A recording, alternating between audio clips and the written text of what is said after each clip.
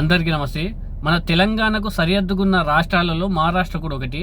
ఆ మహారాష్ట్ర ముఖ్యమంత్రి అయిన దేవేంద్ర ఫడ్నవీస్ చంద్రవతి జిల్లాలో ఒక బహిరంగ సభ ఏర్పాటు చేయడం జరిగింది. ఆ చంద్రవతి జిల్లా ఏందని చెప్తే మనకు తెలంగాణకు ఆనుకొని ఉన్న జిల్లా, అది మహారాష్ట్రలో ఉంటుంది.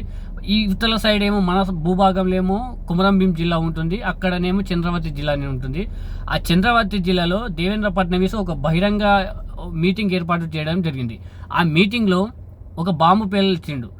ఆ బాంబు ఎలాంటిదంటే మన తెలంగాణ భూభాగంలో ఉన్న కుమరంభీం జిల్లాలో ఉన్న 14 గ్రామాలు, సుమారు 20,000 ఎకరాల భూమి, అది ఇప్పటి నుంచి తెలంగాణది కాదు, అది మహారాష్ట్రది, మనది అని చెప్పి ప్రకటించుకున్నాడు. దీనిపై ఎలాంటి చర్చలు కూడా జరపలేదు, ఎక్కడ కూడా జరపలేదు. ఇన్ని రోజులు అది తెలంగాణకు సంబంధించిన భూమిగా ఉంది. ఇప్పుడు సడన్గా దేవేంద్ర ఫడ్నవీస్ అది తెలంగాణది కాదు, మనది అని డిక్లేర్ చేసుకున్నాడు. ఇప్పటి నుంచి ఆ భూమి మొత్తము తెలంగాణకు కాదు, మహారాష్ట్రది. చూడండి, ఇన్ని రోజులు రేవంత్ రెడ్డి అధికారంలోకి వచ్చిన తర్వాత ఎప్పుడెప్పుడు ఆక్రమించాలని చూసినట్లున్నారు. సడన్గా ఎక్కడ చర్చలు కూడా జరపలేదు. కేసీఆర్ అధికారంలో ఉన్న వరకు ఆ ఊసు లేదు, ఈ సైడ్ చూడడానికి కూడా అంత ధైర్యం కూడా చేసేవాళ్ళు కాదు.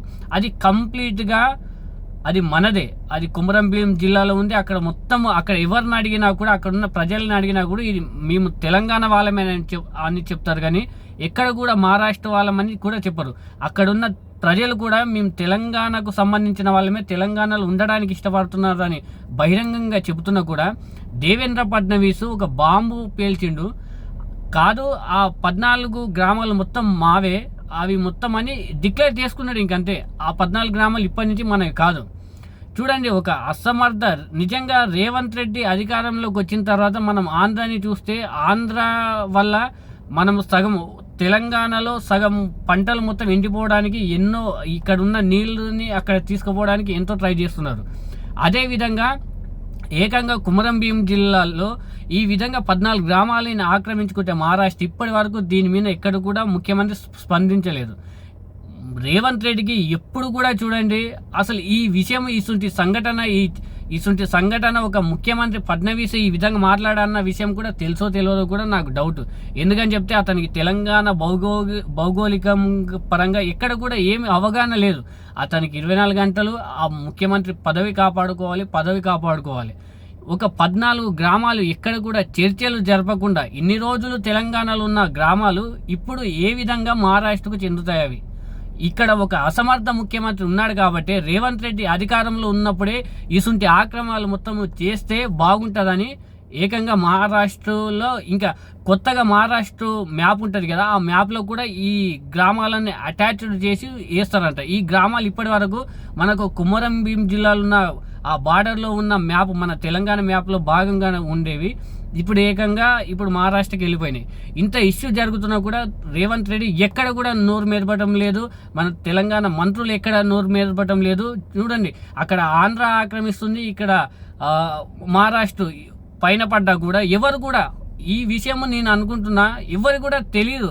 ముఖ్యమంత్రికి తెలిసినా కూడా నోరు మెదపకుండా ఉంటాడు. ఎందుకని చెప్తే అతనికి భయము, ప్రతి ఒక్కరికి భయపడుతున్నాడు. మొన్నటిదాకా ఎక్కడ కూడా మన తెలంగాణలో బెనిఫిషియర్లు నడవవు, టికెట్ రేట్లు కూడా పెంచామని చెప్పి పవన్ కళ్యాణ్కు భయపడి ఏకంగా బెనిఫిషియర్కు పర్మిషన్ ఇచ్చిండు, అదేవిధంగా టికెట్ల రేటు కూడా పర్మిషన్ ఇచ్చిండు. ప్రతి ఒక్కరికి భయపడుతున్నాడు రేవంత్ రెడ్డి, ప్రతి ఒక్కరికి. అంత ఇష్యూ జరిగింది కదా, ఇప్పటి వరకు కూడా ఎక్కడ కూడా చర్చలు గవర్నమెంట్ పరంగా, మన తెలంగాణ గవర్నమెంట్ పరంగా ఎక్కడ కూడా చర్చలు జరపలేదు. అంత ముఖ్యమంత్రి దేవేంద్ర ఫడ్నవీస్ ఇంత బహిరంగంగా చెప్పినా కూడా మన ముఖ్యమంత్రికి చెవుల్లో వినిపించనట్లుంది.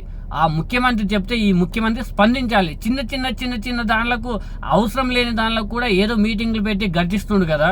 ఇంత పెద్ద ఇష్యూ జరిగితే 20,000 ఎకరాల భూమిని వాళ్ళు కబ్జా చేస్తే, ఆక్రమించుకుంటే ఇప్పటి వరకు కూడా ఎక్కడ కూడా ఒక మాట కూడా మాట్లాడలేదు మన ముఖ్యమంత్రి. అదేవిధంగా మంత్రిమండలి కూడా ఈ విధంగా ఉంది.